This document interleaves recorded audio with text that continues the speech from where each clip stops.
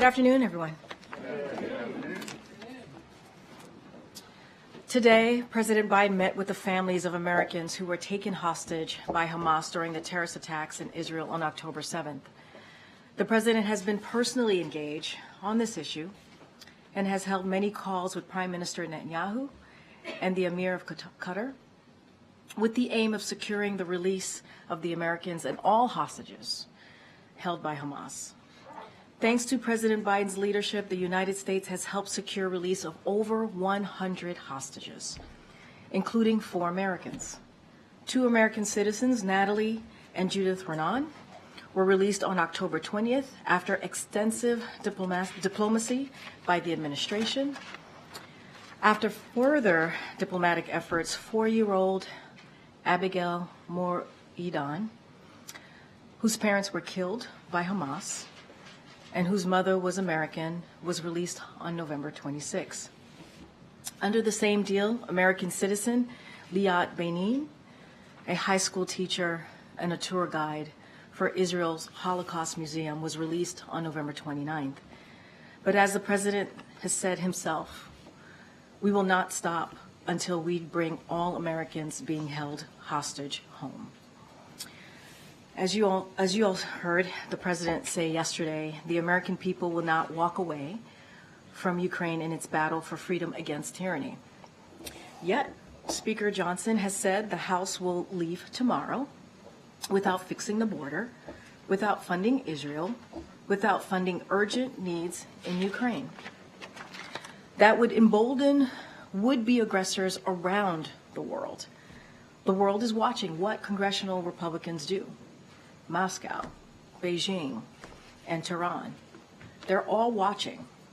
House Republicans should not go home for the holidays when there is vital work to do for the security of the United States and the world.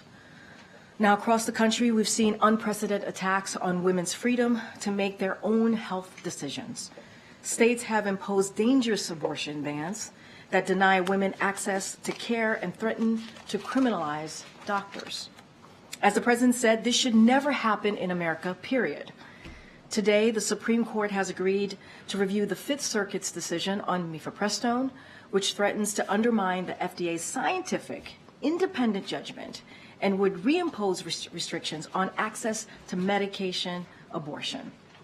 President Biden and Vice President Harris will continue to fight to defend women's ability to access reproductive care. Today, Vice President Harris convened 100 state legislators to announce our Safer States initiative to reduce gun violence and save lives. This is the largest ever White House convening of state legislators to discuss key actions to end the epidemic of gun violence. As part of today's convening, the Justice Department introduced 2 model laws for safe gun storage and reporting of lost and stolen firearms. Both of these measures are proven solutions that will save lives. Protecting communities from the threat of gun violence requires action at the federal level, at the state level, and at local level. That's what today's meeting is all about, and that's what the Office of Gun Violence and Prevention is working on every day. Yesterday, we learned consumer inflation fell to 3.1% last month, down 2/3 from its peak. And today, we learned producer inflation was flat last month and less than 1% over the last year. Prices are down for eggs, milk, toys, and TVs. Gas prices are down by $1.90 from the peak after Putin's war began, and wages are rising and higher than before the pandemic. We have more work to do, of course. President Biden is fighting to lower costs by taking on big pharma, strengthening supply chains, and cracking down on price gouging by banning hidden junk fees. While he's fighting to lower costs and grow our economy from the middle out, congressional Republicans are fighting for the wealthy and big corporations while trying to cut Social Security, Medicare, and Medicaid.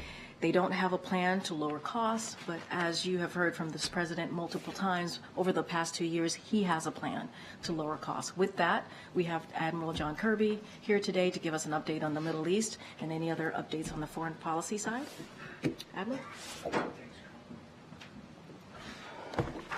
Afternoon, everybody. Hang on a second, let me button my jacket. A little propriety, John. Yeah, sorry. I haven't eaten that much. Just on the, to add to what Karine said about the visit of the families, I would only add that the President was very grateful for the time that they afforded him. And he was moved by their stories, by the love they feel, by the hope that they still harbor. And he harbors that hope too, but as Karine rightly noted, he's acting on that. The other thing that he made sure to do was to promise them that we're going to keep them informed every single step of the way, and we'll do that. These are difficult days for these families, but as we all prepare for the holiday season that's already upon us, we would do well to remember that for them, there's going to be an empty chair at the table, there's going to be a still and a silence in the room, and there's going to be irrepressible ache and worry and fear. The President understands that. The whole team here understands that. So we should all keep them in our thoughts, all of us, as we should so many others in Israel and in Gaza who have been deeply and irretrievably affected by the attacks of October 7th. We can't forget how this all happened, a series of deadly and devilish attacks by terrorists that were intent on taking innocent life. This is a war that Hamas has brought on itself. And while we all want it to stop because any war is horrific, Hamas has pledged to repeat October 7th again and again and again. It has pledged to annihilate Israel and to kill as many Jews as possible. It's still holding over 100 hostages, including young women that it refused to release in violation of a deal that it negotiated in Doha. We know what they have proven capable of doing to young women. So, while we all want the war to end as soon as possible, to stop the human suffering and to establish conditions for an enduring peace, something that the President and the entire team continues to pursue, a unilateral ceasefire with a terrorist group like Hamas is not the answer. As the President has said, Hamas could release the hostages today. They could surrender all those responsible for the October 7th attacks and lay down their arms, and the war would stop immediately. If they really cared about the Palestinian people the way they claim to, they would do this. That they haven't done it, I think, speaks volumes. For our part, on the other hand, we are working every day to bring in as much humanitarian assistance as possible to the people of Gaza and to reduce civilian harm. As we speak, our team is working with the UN and with the Israelis on corridors to facilitate the flow of aid and on brief daily pauses to allow people to get access to the assistance. I don't want to go into those details right now, but Jake Sullivan, who I know you know is traveling in the region, he'll likely have more to say about this when he's in Israel tomorrow, as will David Satterfield and our whole team that are working these issues on the ground. We have also worked to get the crossing at Kerem Shalom open for inspections, increasing the throughput of aid, and we have urged the Israelis to allow aid directly from Israel through Kerem Shalom, through that crossing into Gaza. The Prime Minister of Israel has said today that this is likely to move forward, and that will be another topic of Jake's meetings. This will be the first direct entry to aid from Israel into Gaza since the 7th of October, so it's not insignificant. Of course, Jake will also discuss the next phase of the military campaign and efforts to be more surgical and more precise and to reduce harm to civilians. That is an aim of ours, and the Israelis say it is an aim of theirs. But it's the results that count. The President yesterday reflected the reality of global opinion, which also matters. Our support for Israel is not diminished. But we have had concerns, and we have expressed those concerns about the prosecution of this military campaign, even while acknowledging that it's Hamas that started this, and it's Hamas that is continuing it. Jake's visit tomorrow follows the President's call with Prime Minister Netanyahu on Friday, where they spoke for over an hour and in some detail about the coming weeks and what we hope and expect to see. And I'm not going to get ahead of the conversations that Jake will be having, but I would like to just say that these are extremely serious conversations, and we hope they'll be constructive as well. I'm almost done. The pending opening of Kerem Shalom is one example of what's to come out of there, but there needs to be more. Jake's visit will be followed by Secretary Austin's visit both to Israel and also to our forces in the region, including in the Red Sea. And one last note, today marks the one-year anniversary of President Biden's Africa Leaders Summit, which last year convened delegations from the African Union and 49 African countries to broaden and deepen our partnership and deliver meaningful outcomes for people across the continent. Over the last year, we've made significant progress on the summit commitments, welcoming the African Union to the G20, closing more than 500 trade and investment deals valued at more than $14 billion, and elevating our work on infrastructure, digital transformation initiative, and diaspora engagement. And this is just the start. We look forward to continuing to build on these commitments and strengthen our relationships with African partners and other organizations going forward. The president yesterday, you alluded to those remarks. He said that Israel was engaged in indiscriminate bombing in Gaza, and that is what had cost Israel international global support.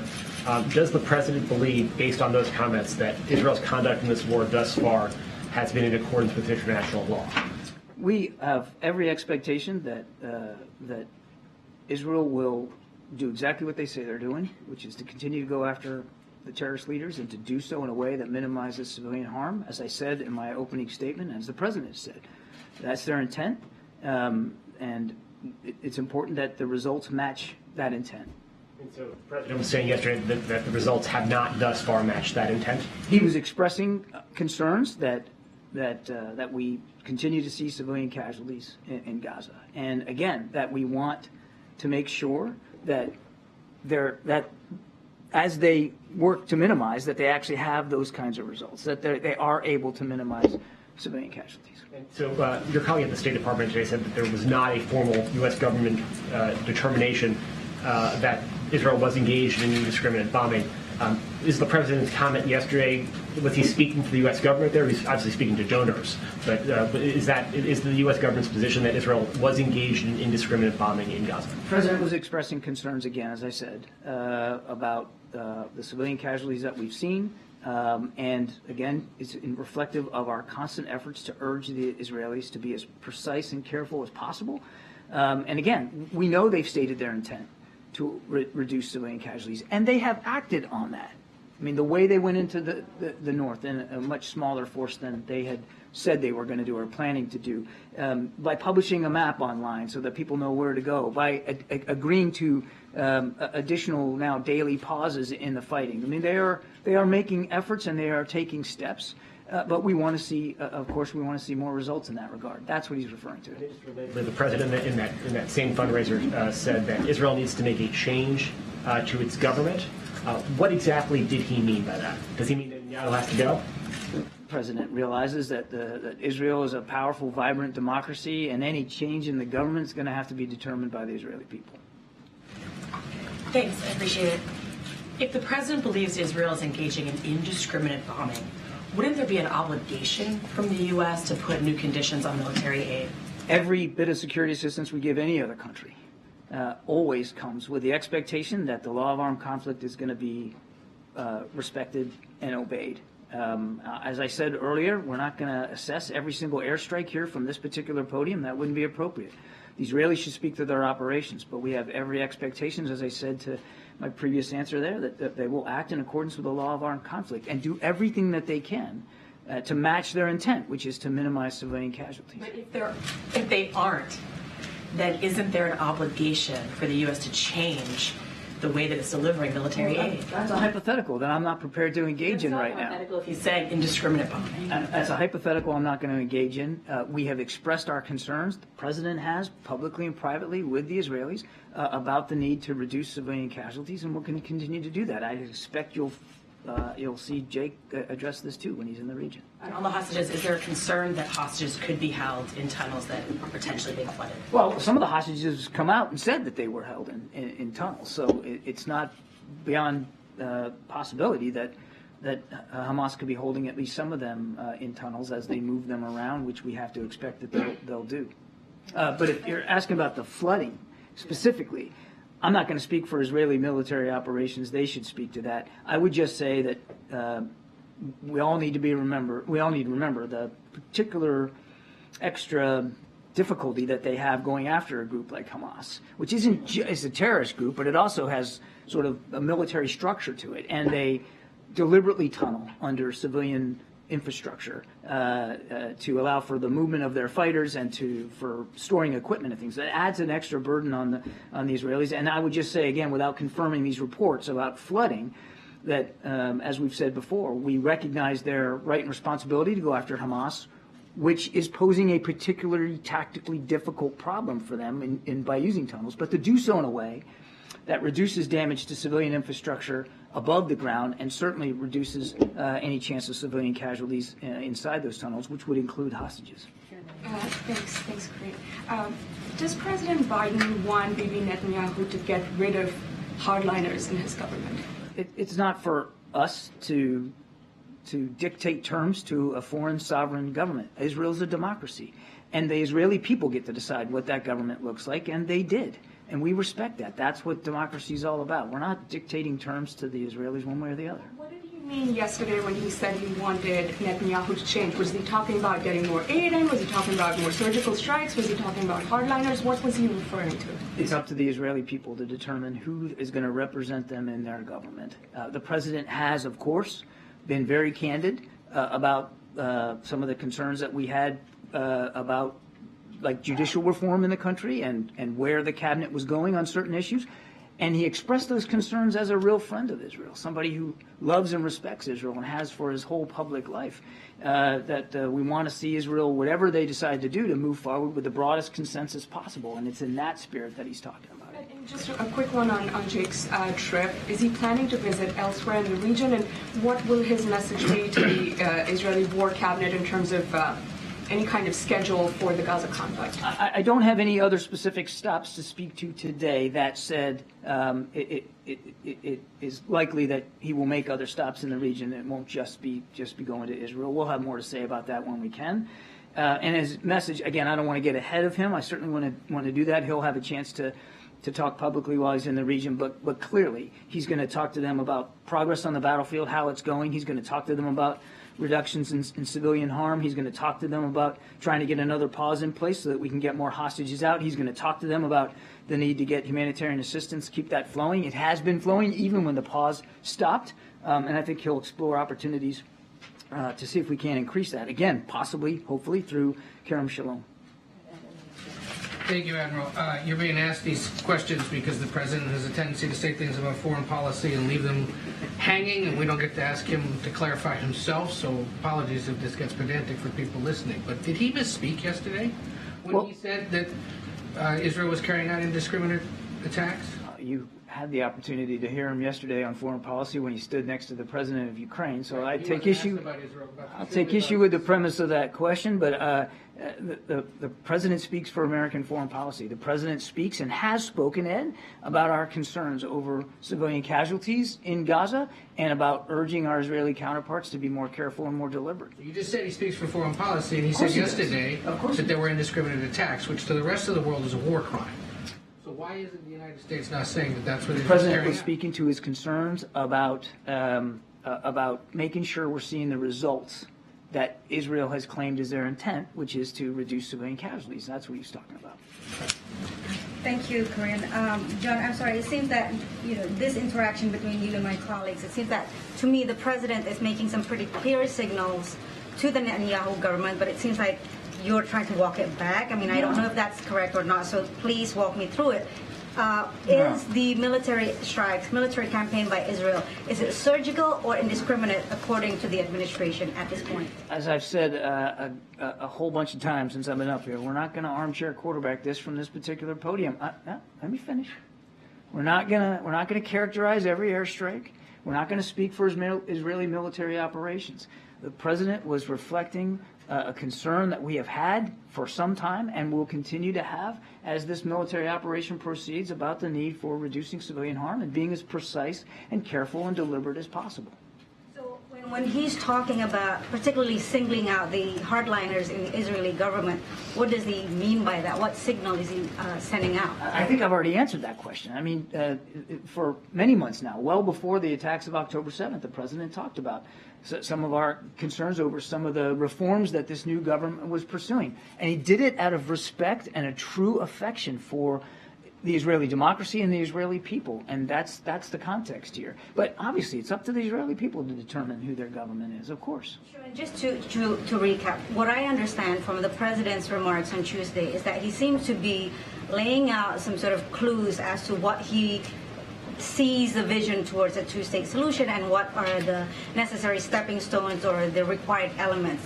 And I think, the moderate Israeli coalition might be one of them. Another one seems to me, as I read it, a more empowered Palestinian Authority.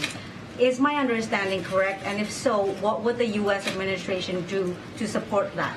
The president doesn't have to lay out clues about the two-state solution. He believes in it, and he's been advocating it now for many, many years, certainly since becoming president of the United States. He still believes that there's a promise there, a vision there, a possibility of a two-state solution. And to do that, to achieve it, and again, I'm not saying anything he hasn't said, in order to get there, you got to have leadership. You got to have leadership on both sides. And both sides have got to be willing not only to lead, but to compromise and to be willing to come to the table and move that forward. Now, he's also said that with respect to Gaza, whatever governance in Gaza looks like, it can't look like what it did on the 6th of October. With Hamas in charge, it's got to be representative of the aspirations of the Palestinian people. And that means it's going to require some leadership and some change in the Palestinian Authority. When I promise, when you say that the U.S. requires Israel and all other allies to obey requirements of the law of armed conflict when they're using U.S. weapons, how can you ensure that when the administration has bypassed congressional oversight on this, debate on this, and also internal State Department debate on this?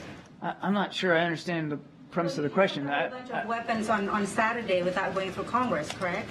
We have a normal process for providing aid and assistance to foreign countries, Ukraine and to Israel, and that's all done within the normal standard consultative process. Thank you, John. I guess indiscriminate, just by definition, means without discrimination. It means not deliberate, not careful. I'm just wondering, and I think my colleagues are trying to get at this, why insist that the intent is there to minimize civilian casualties when the president himself said yesterday that Israel is bombing indiscriminately? Sometimes in war, and again, I'm not speaking for the Israelis, sometimes in war, your best plans, your best execution of those plans doesn't always go the way you want it to go, doesn't always go the way you expect it to go. We know that from bitter experience in our own military. No matter how precise and targeted we tried to be in Iraq and Afghanistan, there were times when we caused civilian casualties as well. That's one of the reasons, MJ, that we sent a couple of military advisors over there, some senior generals who had experience in that kind of urban warfare, to talk to the Israelis before they moved into Gaza, to help them learn from our own mistakes. So sometimes in war, the best laid plans just they don't get executed exactly the way you want, and unfortunately, civilian casualties result. So you're saying they are trying their best? I'm saying, as I've civilian casualties, but in practice, that is not what you are seeing happen? I'm saying that there is a clear intent by the Israelis, an intent that they have admitted to publicly, that they are doing everything they can to reduce civilian casualties. I'm saying, and I have said earlier, that we are seeing them act on that intent in positive ways, and I just went through a couple of details on that. Airstrikes, for instance, have reduced since they've started to move more towards the south. They have relied less and less on airstrikes and more on ground troops, which allows you to be more precise. So they have taken measures to act on that intent. But as I said in my opening statement, results really count, and we're still seeing some civilian casualties. So we're still going to talk to them about doing everything they can to reduce that. So you're saying both things are happening. In some ways, they are acting on their intent to be more careful, be more deliberate, but on the other hand, they are still bombing indiscriminately. We know they have the intent. We know they're acting on the intent. Civilian casualties continue to happen. And again, we're going to keep urging them to reduce those. What's the tipping point for the president that prompted him to make these remarks and warn about Israel losing international support? This has been a message we have consistently conveyed to Israeli counterparts since the early days of this conflict, mostly through private channels, but we have talked publicly about this. You've heard Vice President talk about it. You've heard Secretary Austin talk about it out at the Reagan Forum. You heard Secretary Blinken talk about it in his last, now third trip to the region. This is not a new message. We hadn't heard the president talk about it. Was there something specific that prompted him to himself speak out about this? The president is concerned, as he said he's concerned, about the need to reduce civilian casualties. And certainly he's concerned. As a friend of Israel, he's concerned about Israel not losing international support and public opinion for what they're trying to do. That comes from a lot of respect and affection for Israel, and wanting to make sure that Israel has what they need to go after Hamas, and they have the support that they need to do that over time. Thank you. I have a question on another subject. The Ukraine aid negotiations. Yeah. if the situation is as dire and urgent as the president says, why hasn't he invited leadership, Senate leaders, to Camp David and said, we're going to stay here until we work something out? It seems like there are a lot of things he could be doing that he hasn't done yet. Well, I won't talk about what we're doing that you're not seeing in the media, but our team is staying very, very closely engaged with members of Congress, both sides of the aisle, as they continue to pursue these negotiations, and we'll see where it goes. Is he willing to let Congress adjourn without calling leaders to Camp David or somewhere like that for negotiations where they don't leave the room until they get a deal? I won't get ahead of the president's decision-making on this. We urge them to act immediately on the supplemental request. It's that important. You just saw us announce yet another security assistance package for Ukraine here yesterday. There's not too many days left in the year. There's not too many more opportunities to provide security assistance to Ukraine, so it's urgent. And he continues to urge them to act with that same sense of alacrity on this supplemental request. And as he has also said, we're willing to engage in good faith negotiations and to make compromises because that's required by both sides going forward. Wait, does he believe there is more that he can do, other things that he can try to get a negotiated compromise on this issue? The president is working this very hard. The whole team is working this very hard. Thank you so much, Karine. So, John, going back to the two-state solution, we see the president defend this often, but as the main ally and supporter of Israel, we haven't seen him offering to mediate such talks that we know had been halted for almost a decade now. Is the president offering this in meetings with the two sides to mediate, and is he ready to mediate such talks? Mediate such talks on two-state solution. Well, I would tell you before October 7th, our team was working very hard on normalization between Israel and Saudi Arabia, which was going to be, we still think there's hope here, to be a stepping stone to get closer to a two-state solution. So we were very actively engaged in trying to set the parameters and set the conditions for a two-state solution going forward. Now, obviously, the events of October 7th have somewhat derailed that opportunity. Everybody's focused rightly on what's going on in Gaza, but that doesn't mean we're giving up on that. And another question. Yesterday, the UN General Assembly approved a resolution demanding a ceasefire. What else would have to happen in Gaza for this administration, for the U.S. to agree with a ceasefire? How long can the president afford going support Israel like that, unconditionally like this? As we said, we don't think now's the time for a ceasefire. And in that resolution, there was no condemnation of what Hamas had done, not any, and no expressed support for Israel's right to defend itself. So, of course, we weren't going to sign up to that. We don't believe a ceasefire right now, a general ceasefire, is the right thing to do, because what it would do is validate what Hamas did on October 7th. Is basically like saying, hey, it's okay. It's okay that you went in there and slaughtered 1,200 people and took a couple hundred of them hostage. It leave them in control of Gaza, which is unacceptable not only to the Israeli people, but to President Biden and this team. We can't go back to October 6th right now. So it's not the time for a ceasefire. We all want to see the war end, and as I said in my opening statement, it could end today if Hamas would release all the hostages, lay down their arms, and surrender up those responsible for the October 7th attacks. You've said repeatedly from that lectern that it was not the aim of the U.S. government to tell Israel what to do. Wasn't the president's comments yesterday about the government needing to change? Isn't his comments at odds with that? No, not at all, Gabe. All he was doing was expressing, again, what he's expressed to you guys before, concerns about some of the policies that again, as a friend of Israel, he was concerned that the pre-war cabinet had been exploring. But he fully respects that this is up to the Israeli people. And has the president lost some of his trust for Prime Minister Netanyahu over the past few weeks? They have a long-standing relationship. They're going to keep that relationship. They're going to keep talking. I think you can expect that he'll be talking to Prime Minister Netanyahu in the not-too-distant future about what we can do to continue to support Israel. Thank you. Thanks, Admiral. After the president's comments yesterday talking about Israel losing support, the Israeli foreign minister said that Israel would continue its war with or without international support. Do you have a response to that? I'll let them speak for themselves. We're going to continue to support them, and as the president expressed yesterday, we obviously don't want to see them lose. international support for what they're trying to do. They have every right to defend themselves. And then also, given his comments, does the president believe that a two-state solution is possible with Netanyahu in charge? The president still believes that a two-state solution is possible. It's a vision. He understands that right now it can look a little elusive given what's going on in Gaza. But as I said earlier, in my other answer to this, it's going to require leadership, solid, concerted, transparent leadership on both sides to make this happen. Just following up on that question, it doesn't appear right now that there is Israeli buy-in for a two-state solution. So can you just walk through how you get from A to B?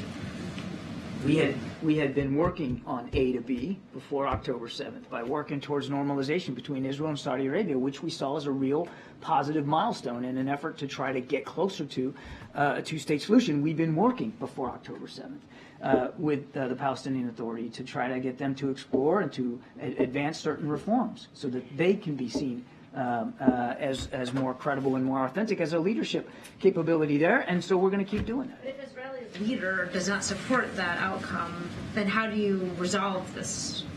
I won't speak for Israeli leaders or their politics. I can just tell you that the president still believes a two-state solution is not only possible but necessary, and we're not going to give up on working at that. And even with this cabinet, before October 7th, even with this cabinet and with Prime Minister Netanyahu back in office, we were talking to them about moving forward on that. And the first big step we were trying to get to was normalization. And then on Zelensky, really quickly, do you believe that his visit here moved the needle in any way in terms of freeing up aid? Can you just speak at all to I think you'd have to talk to members of Congress about how much they were persuaded or not. I think the president was very convincing yesterday in the press conference, standing right next to President Zelensky, about the need for continued support for Ukraine and what that means not only to Ukraine's national security, but ours as well.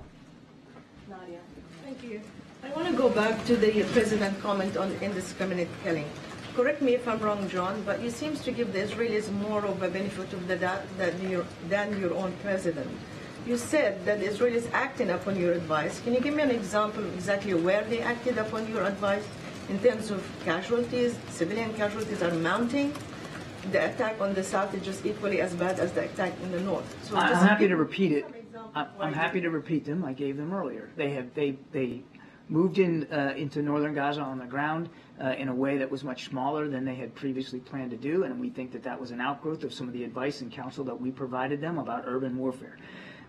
They have reduced the number of airstrikes that they're conducting right now as they pursue Hamas terrorists in the south. They have published online maps of places where people can go or not to go. That's basically telegraphing your punches.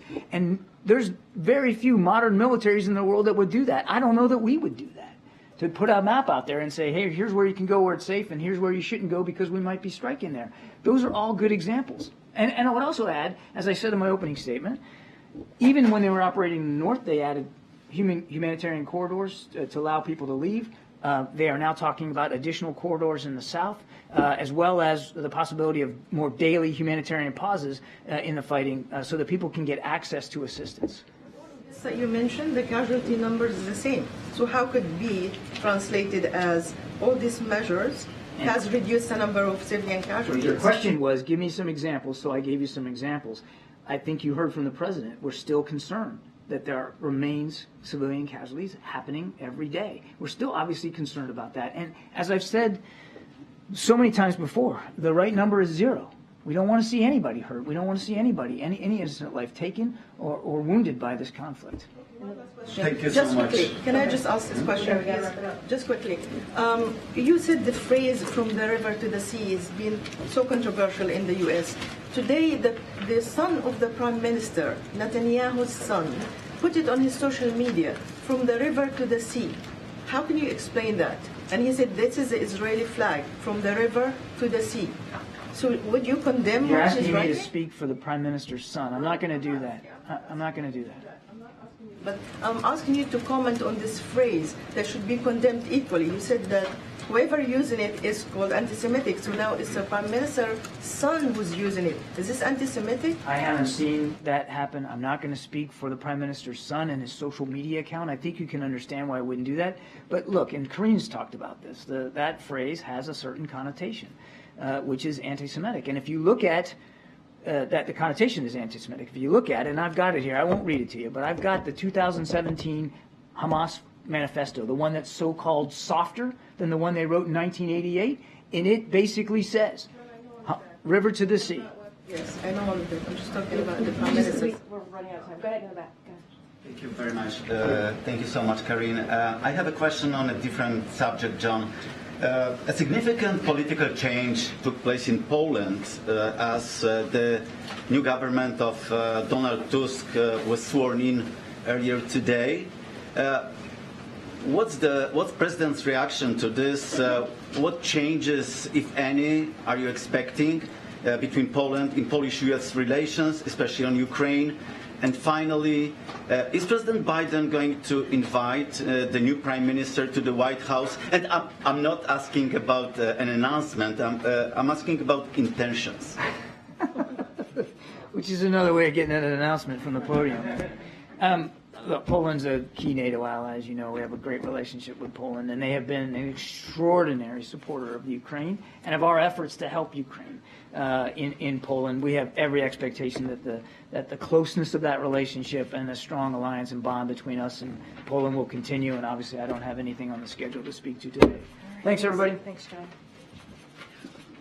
All right. Thanks, John. I do want to say to the question that was asked about what the president is doing on the budget and the supplemental.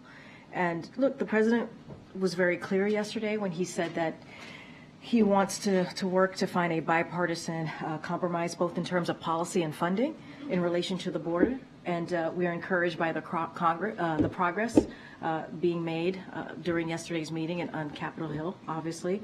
The president understands that our immigration system is broken. This is something that has not just this administration, as we've seen it in Republican and Democratic administration as well. And that's why on his first day he put forth a comprehensive piece of legislation to deal with immigration reform. And so, look, the president has asked Congress for resources to take more action at the border. His supplemental request would allow us to do a couple of things: hire 1,300 more border agents and 1,000 more law enforcement officers to go after fentanyl, install more drug detentions technology at the border, hire more immigration judges and asylum officers. So we look forward to continuing those conversations. And as you know, you've heard me say this multiple times. You've heard from our OMB director. You've heard from Jake Sullivan, the National Security Advisor himself. We've talked about how the Office of Leg Affairs have had conversations upon conversations for months now with Congress about this. So, and also we've said that, and the president said this himself, he's been in touch regularly with congressional leaders and his staff, as I just mentioned, on negotiating on his behalf. So we are going to focus on that. We appreciate, again, encouraged by the progress that's been made, but we're certainly not going to negotiate from the podium. Go ahead, Zeke. On those negotiations on Capitol Hill, some of the items up for discussion, the policy changes the president alluded to, would severely curtail asylum in the United States, in some cases tightening policies beyond where they were under his predecessor, whose immigration policies he was sharply critical of, and in some cases even beyond that. Why is that acceptable to the president, who is so critical of his predecessor's immigration policies? Look, I'm going to be careful. I'm not going to negotiate from the podium. I'm not going to get into whatever policy discussions are happening right now. We're going to be continuing our regular conversation with congressional leaders, as we have been doing for months. Just not going to get into parts of this right now. We are encouraged by the progress that has been made, but we want to see a bipartisan compromise. We want to see a bipartisan compromise on this. It's an important issue. We have said the border security is an important issue. I'm just not going to go into piecemeals of what's being discussed, left in or left out. A piece of legislation that tightens asylum policies tighter than they were under his predecessor. I'm just not going to get into hypotheticals from here. The conversations are happening, the negotiations are happening with members of our team here and obviously congressional leaders. We're encouraged by the progress that's been made. We understand that we need to see, and the president understands, we have to find a bipartisan compromise here. For me, the president spent a lot of time in Congress, been around Washington a while. Does he believe that congressional subpoenas are something that individual citizens can ignore? I'm just not going to speak to that. Just not. Why not? You want to be more specific on your question? He's a former senator. He's issued subpoenas in his career. Does he believe that subpoenas have to be complied? I'm just going to have you speak to the White House counsel on this. I'm just not going to speak to that. Okay. Two things.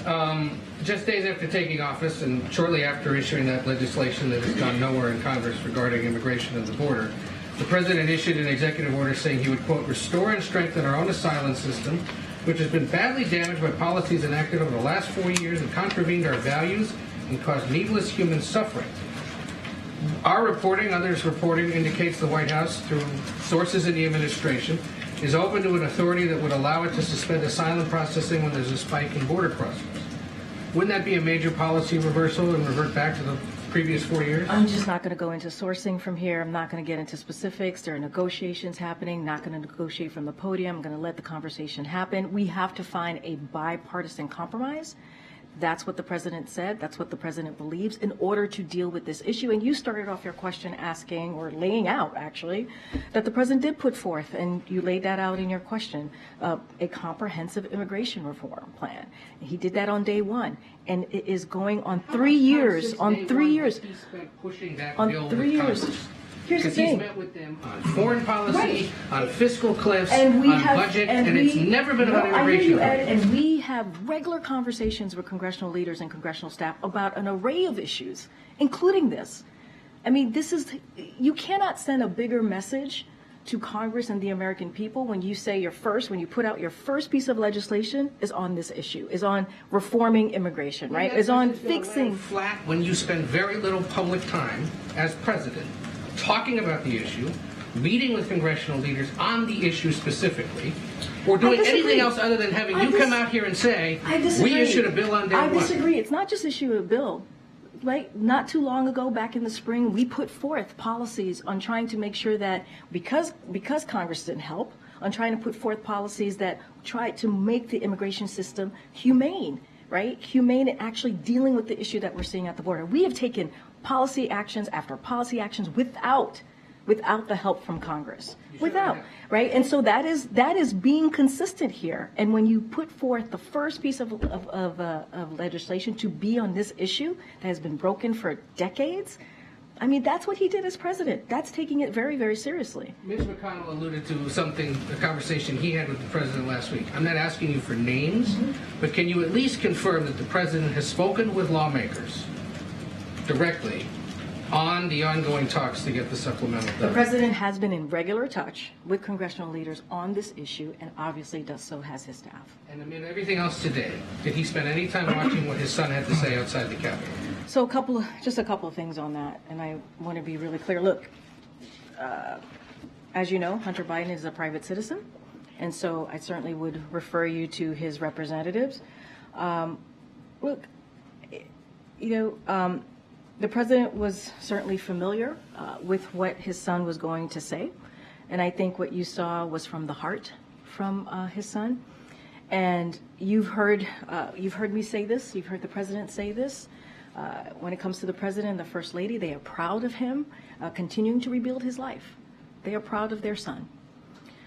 But I do want to say a couple of things here that I think I can touch on, is that the president is also focused on the important work of the American people. We just went back and forth about what's happening at the border and how he wants to make sure that we secure the border, and the work that he and his team has been doing on negotiating to make sure that there's a bipartisan compromise. You saw him yesterday stand right next to President Zelensky.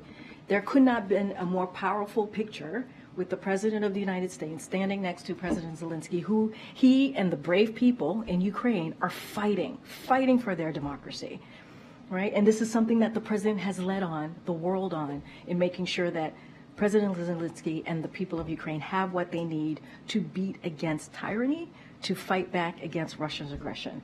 And, you heard me at the beginning of this briefing talking about how he met with hostages who were held by Hamas, and how emotional and impactful that meeting was. That was a two-hour meeting that he had with the family members, and it was important.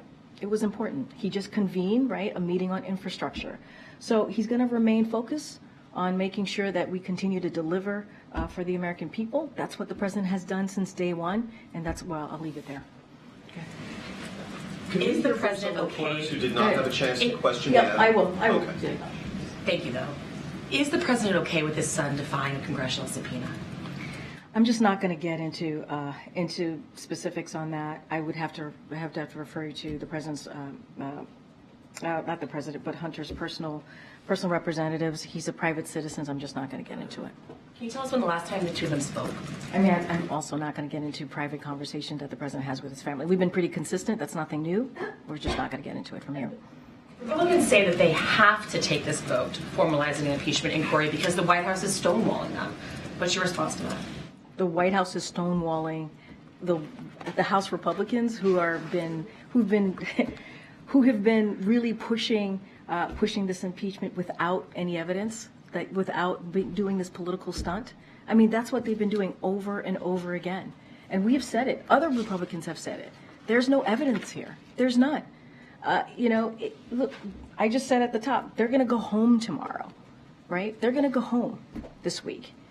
And what have they done? We need critical aid to Ukraine. Have they gotten that done? We need to secure the border. Have they gotten that done? We need to make sure we avert a government shutdown in January. Have they even had conversations to get that done? And instead, they focus on baseless political stunts. Baseless political stunts. That's what they continue to do. Instead of they're focusing on the president's family instead of focusing on the American family. You've heard me say that over and over and over again. And since you say that you're saying they're saying that we're not compromised or cooperating. They've gotten 100,000 pages of documents. They've interviewed witnesses for 40 hours. And those documents and those witnesses, things that they asked for, have actually refuted their false allegations over and over and over and over and again. Instead of doing the work of the American people, they're doing this. They're doing political stunts. And we've been very clear about that. I'm just going to go to the back a little bit. I'll come back. Go ahead, Rob. I haven't called you in a while. Okay. No, you haven't. Thank you very much. You just said the president was familiar with what his son was going to say today. Was the president involved in drafting it, discussing it? Did he offer advice? I don't have anything else to add. He was familiar. I don't have anything else to add. Okay, and you asked what the president, what his stance was on people who defy congressional subpoenas. In 2021, he was asked that question specifically, and said that he believed the Justice Department should prosecute them. Is that still his position? I don't have anything to add to what you just quoted me from the president. I just don't have anything to add. Anybody else? Thanks, Karine. As John mentioned in his talk, where today is the 1-year anniversary since the U.S.-Africa Leaders Summit, and the White House put out over a fact sheet listing some of the actions that have been taken, including high-level engagement, which included the vice president. But it did not mention any announcement about the president's visit to Africa, which he told leaders he would do. Is that still a priority for this president, given that there's only 1 year left of this administration? Yeah, it is still very much a priority for this president. He strongly wants to go to Africa, has obviously has strong desire to go to Africa. And let me just say, it's been unprecedented number of 17 of his cabinet members and other principals has traveled to the continent to talk about meaningful exchanges, right? To talk about how we can work together. And so I don't have anything to announce at this time, but obviously he takes that very seriously. He does have a strong desire to go to Africa. Let's not forget, a year ago there were 49 leaders from the continent here, and it was also an unprecedented summit. And so we are way ahead in what we said we were going to deliver on in those conversations and coming out of that summit. And so, yes, will he go to Africa? He has a strong desire to do so. We just don't have anything to announce at this time. I mean, as the administration continues to work on those commitments to Africa, it also has been applying a lot of pressure to Uganda over its anti-homosexuality bill, which includes visa bans, AGOA being restricted. But as that's happening, there are other countries that are drafting similar bills. Is the White House concerned that this is going to undermine the momentum of this pressure being applied to Uganda over this bill? I mean, look, the president is always concerned on any type of human rights violation, any type of of legislation or actions that's going to certainly go after underrepresented communities. He's always going to be very clear about that, always going to have those very straightforward conversations. I can't speak to other countries, right? I don't have the specifics on what exactly that they are speaking about or changes that they want to make. But just like we've been pretty clear about what Uganda is doing and spoken very forcefully, we're going to continue to do that. Again, the president has, when it comes to human rights, the president has always been very clear, has had those conversation with leaders of countries, and he doesn't hold back. He doesn't hold back. Okay, so. Thank you. So Senator Durbin today also said that he had been in contact with the White House and that the White House was vaguely considering a policy similar to Title 42.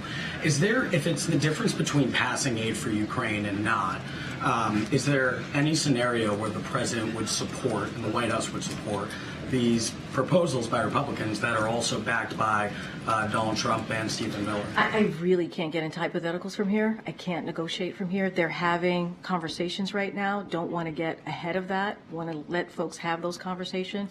We know and we understand, the president understands, he said this, that we need to come, in order to get this done, there has to be a bipartisan compromise. We have to find a bipartisan compromise.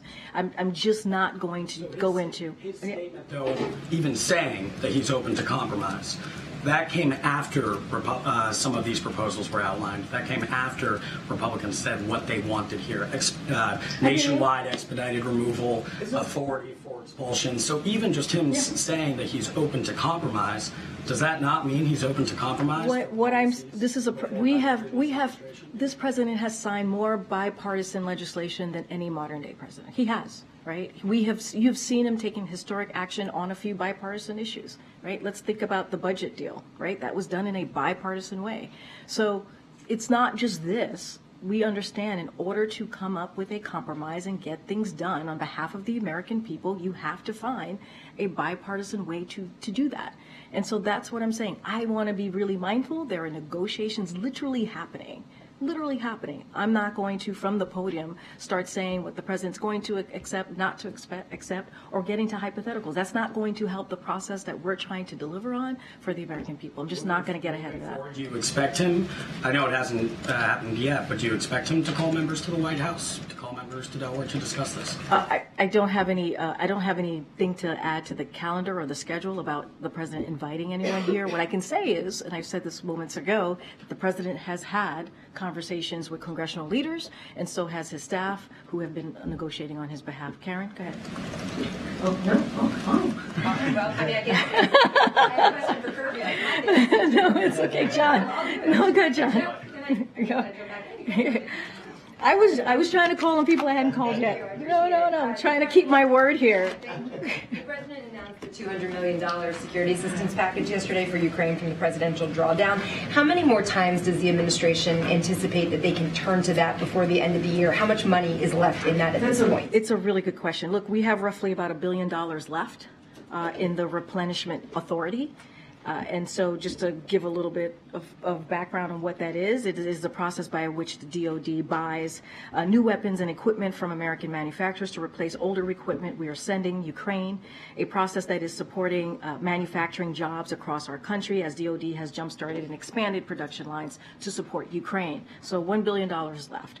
Approximately 96% of replenishment funding has already been used, and the Department of Defense is preparing to allocate the remaining 4% this month. So that's what we're looking at. And so once we run out of the replenishment funds, we will not be able to backfill our own stocks, as I just laid out at the top, and replace what we send to Ukraine. And that is what is at stake here. That is one of the reasons you heard from President Zelensky, and he spoke very forcefully during the press conference with the president. That's why he went to Congress to have that conversation, the importance of having our support so that they can continue to fight the tyranny that they're dealing with on the ground. Would you say that the administration has been giving smaller amounts than you'd like and spacing it out to make We've actually have said that. I believe the National Security Advisor said this. I believe the Admiral has said this, that is exactly what we have been doing because the money is running out. And so there's a reason why there's a supplemental plan. There's a supplemental ask. There's a reason why we have these emergency asks, right? These National Security Emergency Act, because it's an emergency. We need it. We need it because we have to continue to assist the brave people of Ukraine to fight against to fight for their democracy and against the tyranny that they're dealing with, that President Putin certainly has laid at their feet. Right here. Okay, thank you so much. I was going to call on you. You were. Thank you very much. Is it likely that any legislation that gets to the president's desk that extends military funding for Ukraine includes policy changes as it relates to immigration, U.S. immigration policy? Look, negotiations are currently happening. Not going to get into hypotheticals from here.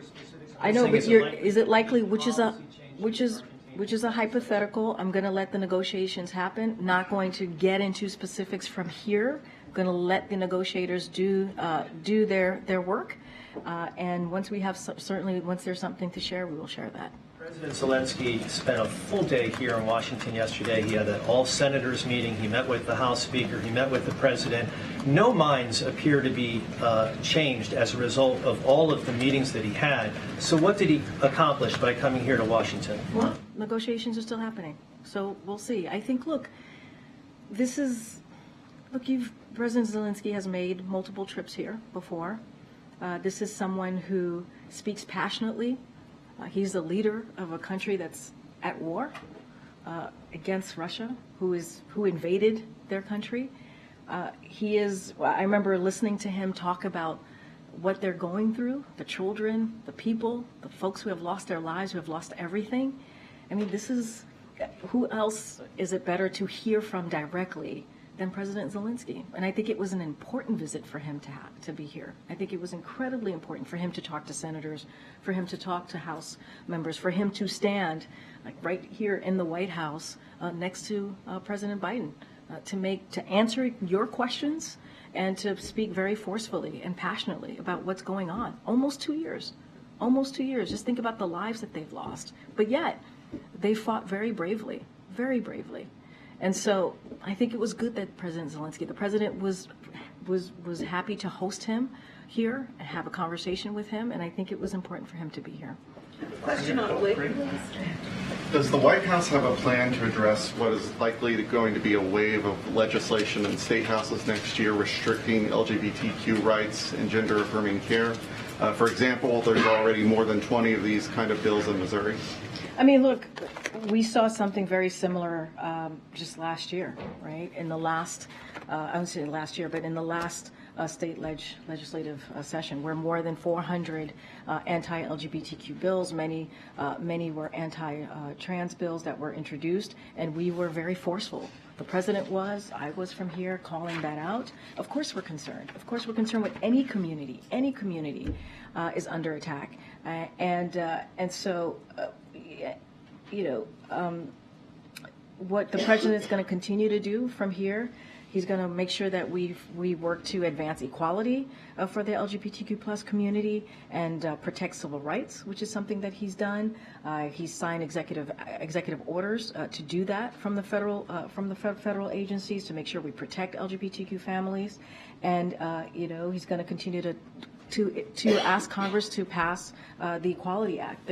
And Department of Justice certainly has worked towards challenging these state laws. And so that is something that he's certainly going to, his administration are going to continue to fight on behalf of this community. So are we concerned? Absolutely. And I said 400, there is actually more than 600 state legislation that was filed in the last session. So yeah, that's concerning. And that's sadly a historic number and something that we don't want to see. Go ahead. Thank you. Thanks, Karine. You said that President Biden was familiar with what his son was going to say on Capitol Hill. If I called my dad and said, I am about to violate a congressional subpoena, he'd probably say, son, you shouldn't do that. Was there any attempt by President Biden to talk Hunter out of it today? You're going to call your dad Steve? Call him Dad, usually. Look, I don't have anything else to add. The president was familiar with what Hunter was going to say today. Look, he's proud of his son. He and the First Lady are proud of his son, how he's rebuilding his life back. He's going to focus on what is needed on the American people. Hunter, and I've said this many times, is a private citizen. And so certainly I would have to refer you to his representatives. I'm just not going to get into private conversations because what you're asking me is actually a private conversation. I'm just not going to get into it. First briefing since Hunter was indicted again in Los Angeles. Why doesn't President Biden just pardon him?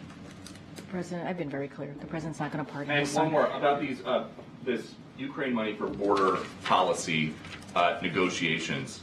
In the last 24 hours, 10,000 illegal border crossings, southwest border. Would you admit that the border policy, the Biden border policy so far has not worked? What I will say is that we have known for decades, that the immigration policy is, the immigration system is broken.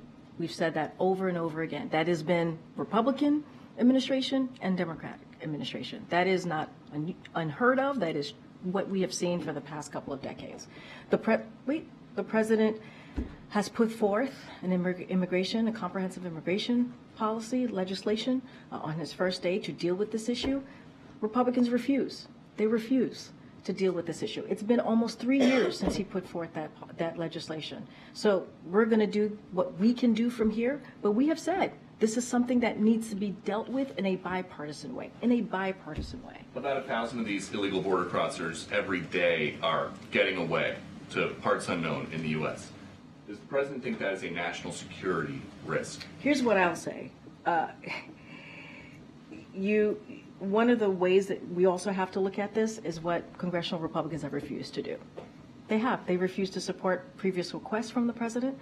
What they've asked to do actually hurts the issue, hurts the problem that we're seeing at the border. They said no to border agents. They've said no to new technology to fight fentanyl. They said no to additional troops. And they voted on eliminating 2,000 Customs and Border Patrol agents. That is what Republicans have done. The president is asking to do this in a bipartisan way, to find some compromise to deal with an issue that hasn't existed for decades now. I'm going to take one more question. Go ahead, Jared. Has there been on that issue any discussion about separating out, at this point, Ukraine money from the rest of the security supplemental? I'm just not going to get into negotiations from here. I'm going to let the negotiators have the conversations. I'm just not going to do that from here. All right, thanks. We'll see you tomorrow, folks. Bye. Thank you.